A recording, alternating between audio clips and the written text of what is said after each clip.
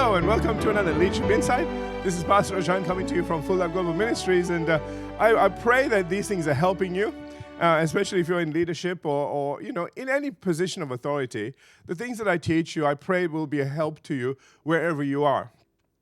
Today, what I want to do is look at a couple of different things. I'm looking at leadership skills in this next few lessons, and I want to talk about a couple of things. So I might do this as a two-parter. Okay, and in fact, I mean, this is just going to keep going on. But for this little section in leadership skills, I want to talk about, first of all, helping others.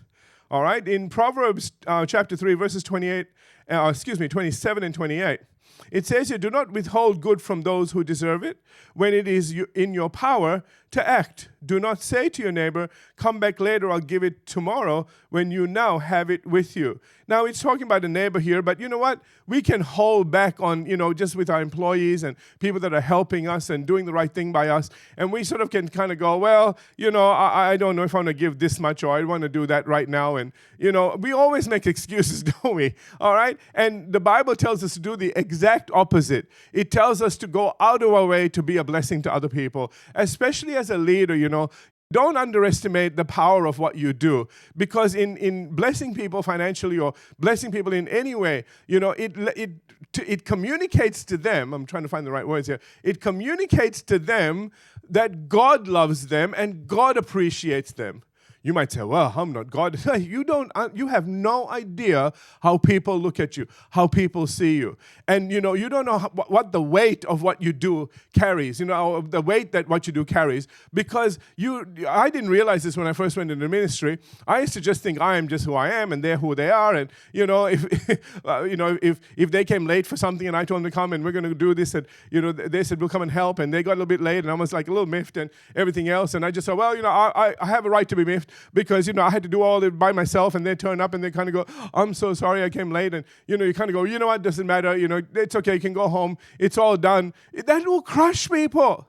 You say, you've never done that. I did. I was dumb, okay? All right, I didn't know what I was doing. I didn't realize that that wasn't me. To them, that was God saying to them, you've let me down.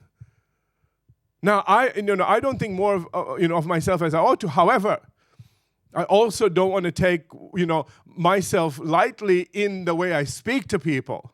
And I need to realize that I can say things that can destroy people and stop them from ever doing anything for the Lord. As a leader, I can crush people, and I have to be so careful about what I say. Now I just learn to love everybody. I just see, I bless them. I do as the Apostle Paul did. I say, God bless them for their good intentions. And, that's how I see them. If they had the intent to help, even if they couldn't or something went wrong or whatever, okay, I still consider it done.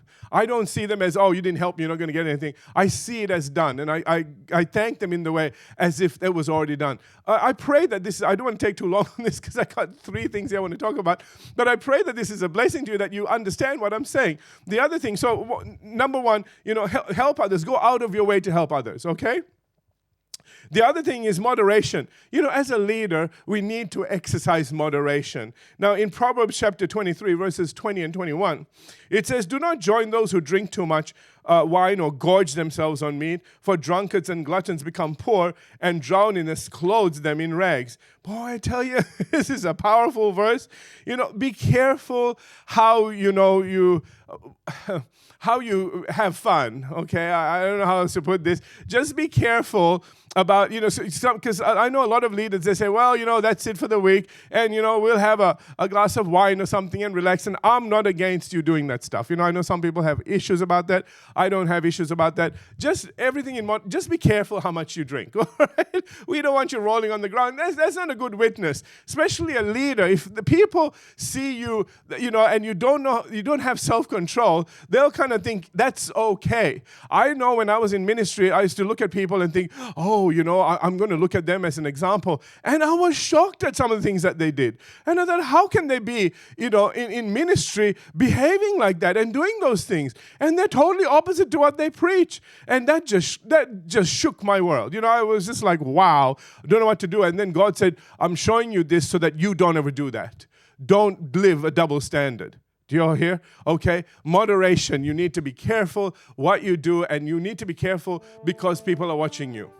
All right. And I have run out of time. Okay. I'm going to pick this up in the next session. God bless you. Thank you for joining me. Please join me in the next session, and we'll continue on with this and look at something else as well.